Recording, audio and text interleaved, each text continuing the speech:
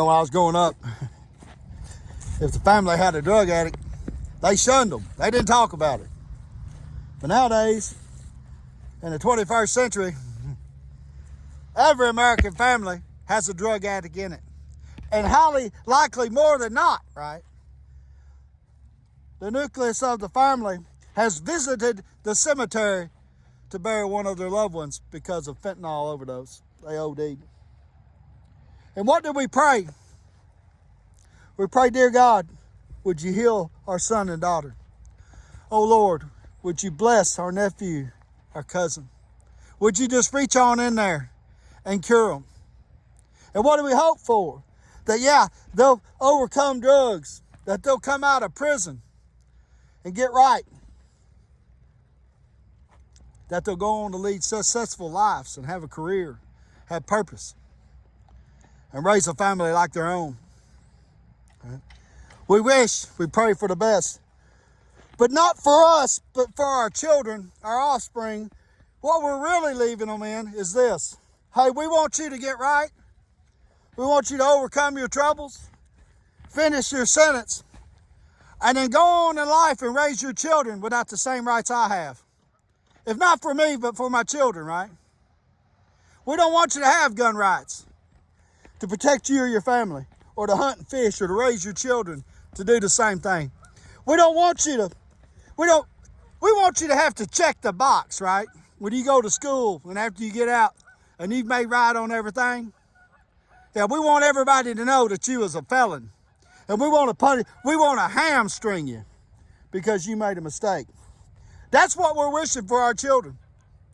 Because as society, as the men and women with children and kids, we ain't got the wherewithal to challenge this. When will it be that you paid the price for your mistakes? When will they be truly restored? So we're leading our children by not lifting our voices up, at best, to be a branded man. Right? Oh, get right, but not have all your rights. Get this one. This one's real tough. Get right and clean and serve your sentence, but don't be afforded the same rights that we give to illegal aliens. Right? Even the ones that come to stay temporarily, as long as they have a residence, have the full rights to have gun ownership. Now look it up. And that's what we're pushing.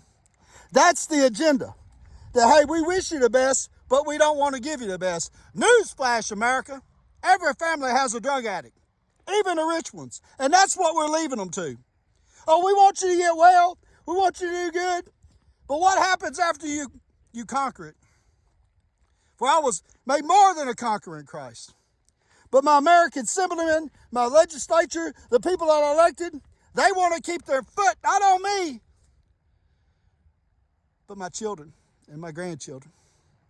And it's time to change. It's time to kick that in a butt.